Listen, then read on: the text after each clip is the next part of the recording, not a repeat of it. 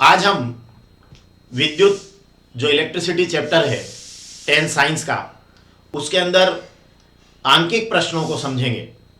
आप एक समझ बनाइएगा आंकिक प्रश्नों को लेकर, आप आसानी से आंकिक प्रश्न हल कर पाएंगे। जैसे विद्युत के चैप्टर में सबसे पहले है कि विद्युत धारा किसे कहते हैं। तो हमें पता है कि जो आवेश प्रवाह की दर होती है उसे धारा कहते हैं। मतलब कितना आवेश कितने समय तक विद्युत परिपथ में प्रवाहित हुआ उसे हम क्या कहते हैं, विद्युत धारा कहते हैं। तो इसी से रिलेटेड हमारा ये एग्जाम्पल 12.1 है जो पेज नंबर 222 पर लिखा है 10 साइंस चैप्टर 12 विद्युत में, कि किसी विद्युत बल्ब के तंतु में से 0.5 एम्पियर विद्युत धारा 10 मिनट तक प्रवाहित होती है, तो आवेश का परिमाण ज्ञात करो। तो जैसा हमने बात की कि इसमें क्या लिखा है, एक विद्युत बल्ब का तंतु है, उसमें से 0.5 एम्पियर विद्युत धारा प्रवाहित हो रही है। अब एम्पियर विद्युत धारा प्रवाहित हो रही है, तो 0.5 एम्पियर विद्युत धारा प्रवाहित हो रही है, इसका मतलब ये जो विद्युत धारा दी है ये दी है आपको 0.5 एम्पियर। सबसे पहले न्यूमेरिकल जो भी होता है उसमें हमें पता होना चाहिए कि हमें दिया हुआ क्या है या हमारे पास क्या क्या वहां पर उपलब्ध है। तो 0.5 एम्पियर की विद्युत धारा है, ठीक है, 10 मिनट तक प्रवाहित हो रही है, तो आपके पास जो टाइम है वो 10 मिनट है। अब 10 मिनट का टाइम मतलब कितना हो गया, सेकंड में बदलेंगे इसको तो 10 गुणित 60 है ना, तो ये हो जाएगा 600 सेकंड। सेकंड में क्यों बदलते हैं हम, क्योंकि सारी राशियों को हम एसआई पद्धति में जब लेके जाते हैं, चाहे कोई भी सिस्टम हो मापन का, उसमें हमेशा सेकंड में ही उसको लेकर जाना होता है। तो आई बराबर हो गया 0.5 एम्पियर, टी बराबर हो गया 10 मिनट, अर्थात 10 गुणित 60 बराबर 600 सेकंड। अब आवेश का परिमाण ज्ञात करो, मतलब आपको निकालना है क्यू। क्या निकालना है आपको, क्यू निकालना है। अब आई, टी और क्यू का कोई रिलेशन आपको पता है क्या? तो जैसा हमने कहा, जो मैंने आपको भी बताया था कि आवेश प्रवाह की दर को विद्युत धारा कहते हैं। मतलब जो आपकी विद्युत धारा होती है, देखो बेसिक चीजें जो है वो मैं आपको पहले बता देता हूं, सवाल अपनी जगह हल होगा, और जब एक बार कॉन्सेप्ट क्लियर हो जाएगा तो विद्युत धारा बराबर होता है, ये आपको अपने सवाल में नहीं लिखना है, इसके जवाब में आपके समझाने के लिए, आवेश बटे समय। क्या होती है विद्युत धारा? आवेश प्रवाह की दर को धारा कहते हैं, ठीक है।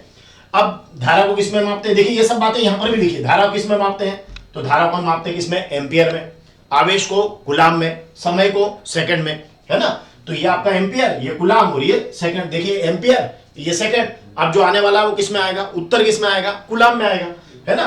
देखिए यहां पर देखिए आई बराबर, विद्युत धारा को आई से व्यक्त करते हैं, आवेश को क्यू से, समय को टी से, और ये आपका ये धारा किसमें नापी जाती है, ये बेसिक बातें आप याद रखिए। विद्युत धारा का एसआई मात्रक एम्पियर, आवेश का गुलाम और समय का होता है सेकंड। तो ये है आपका I बराबर Q बटे टी।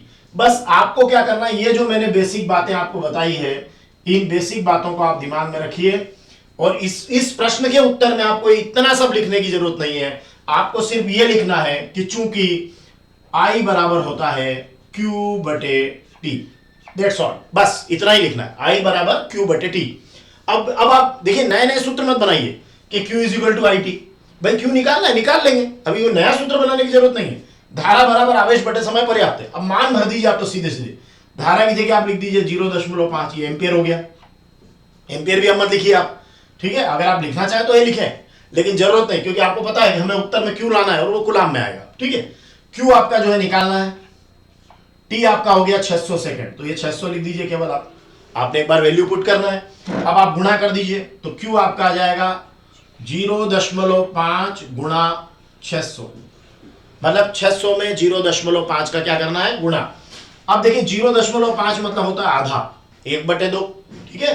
अगर आप यहां से नहीं कर पाए तो आप दशमलव हटा दीजिएगा, दशमलव हटा दीजिएगा तो आप 5/10 बन जाएगा, है ना। आप ऐसा भी कर सकते हैं, देखिए कि ये आपका क्या है 0.5 है ना, तो 0.5 का दशमलव आपने हटाया तो कितना बन जाएगा, ये नीचे 10 बन जाएगा और गुणा हो जाएगा 600, ठीक है। अब ये केवल 5 रहा है यहाँ पे, ओके। तो Q बराबर आपका क्या आ रहा है, देखिए आप, ये 5 है, और 10 के 0 से 600 का 0 आप काट दीजिए, तो यहां बचा 5 गुणित 60, और 60 में 5 का गुणा हो गया 300, और ये आवेश है, और मैंने अभी बताया कि आवेश का एसआई पद्धति में मात्रक क्या होता है, कूलाम होता है। तो आपका जो जवाब हो जाएगा वो हो जाएगा 300 कूलाम। तो आवेश का जो परिमाण होगा वो होगा 300 कूलाम।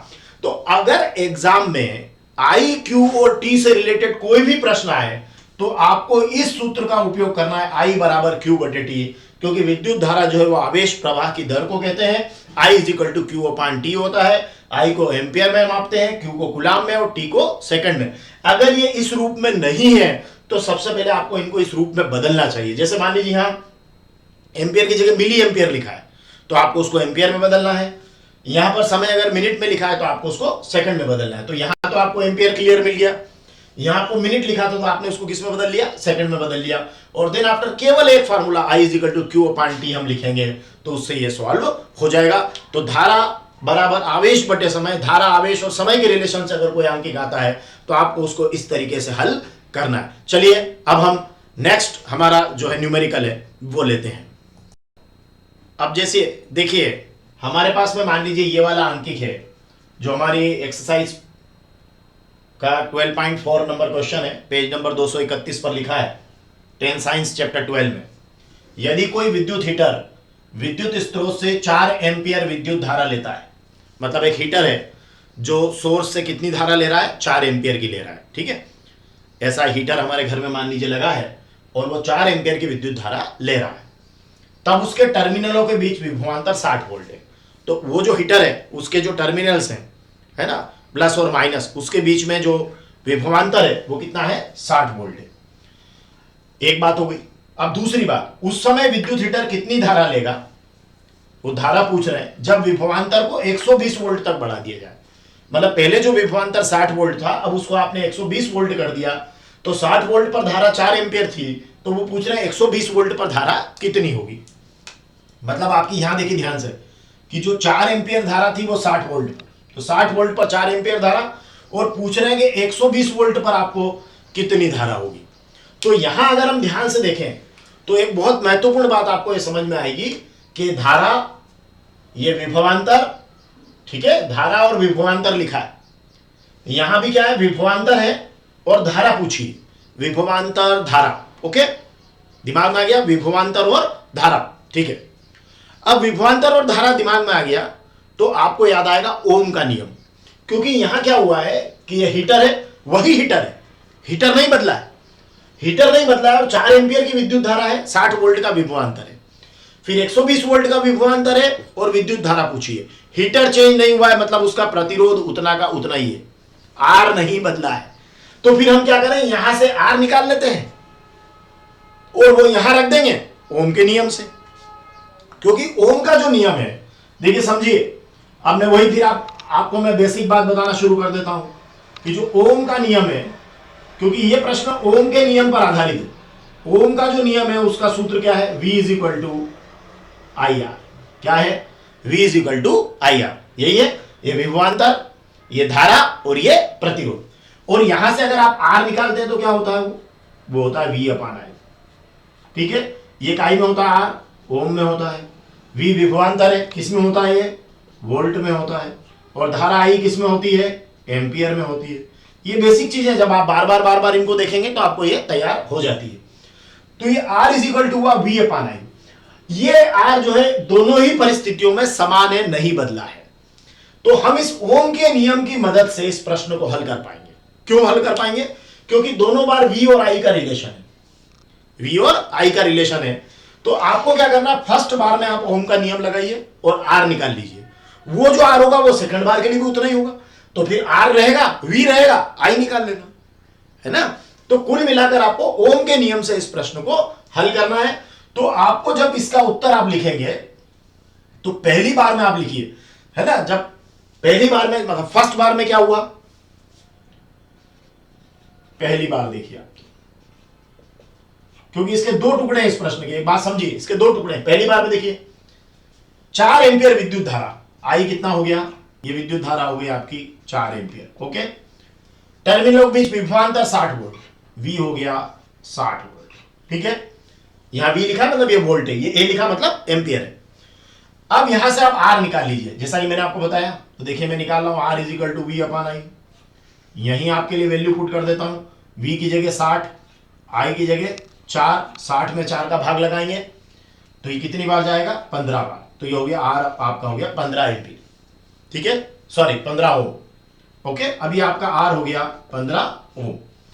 अब 15 ओम R आपका आ गया, वो तो बदला ही नहीं क्योंकि वही हीटर है, हीटर चेंज नहीं हुआ है। मैं आपको एक सवाल और बताऊंगा जिसमें सोर्स चेंज होगा, यहां सोर्स चेंज नहीं हुआ इसलिए उसका प्रतिरोध बदलने का सवाल ही नहीं है। इसका मतलब R यहां पर आपने लिया है वो दूसरी बार भी आपके काम आ जाएगा। अब दूसरी बार देखिए, अब दूसरी बार आपके पास क्या क्या चीजें हो गई। दूसरी बार वो कितनी धारा लेगा ये लिखा है ना, कितनी धारा लेगा, मतलब आई पूछा है तो आई पे मैं क्वेश्चन मार्क कर देता हूं सेकंड बार में, ठीक है। जब विभवांतर को 120 वोल्ट पे बढ़ा दिया जाए तो V हो गया आपका 120 वोल्ट।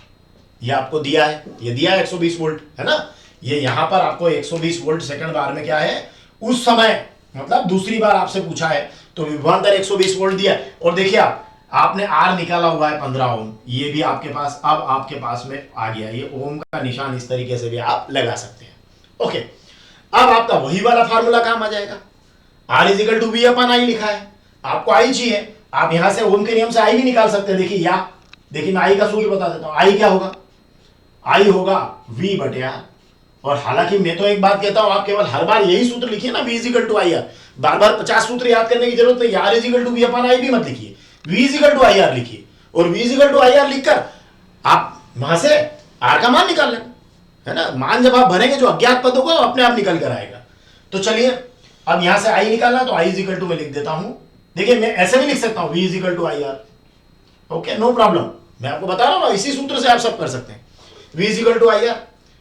अब आपको आई निकालना है तो आप ऐसा कर दीजिए, आई बराबर V बटे आर, जो आपको याद है, क्योंकि आपको केवल ये याद है, यही याद है, V is equal to I R, ठीक है। तो यही याद है तो इसी से आपने ये वाला निकाला, R is equal to V upon. अब I is equal to V upon R मान भरिए, I बराबर V की जगह 120, R की जगह 15, है ना, 120 वोल्ट और 15 ओम।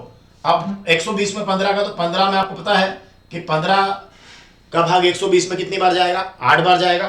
तो 15 8 है 120, तो ये आ जाएगा 8 एम्पियर। तो तब जो है ये आपका आंसर हो गया।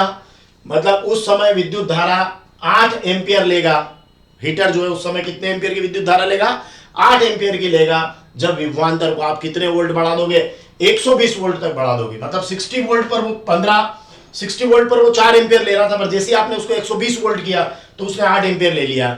मतलब ये सीधा वही V समानुपाती आई है, ओम का नियम ही है ना। देखिए आप 60 पर 4 ले रहा था, 120 पे 8 ले रहा है, क्योंकि रेजिस्टेंस कांस्टेंट है, हीटर होगा वही है। तो देखिए 60 पर 4 तो 120 पे 8 डबल हो गया। यहां देखिए ये डबल हुआ, 60 से 120 तो 4 से 8 हो गया।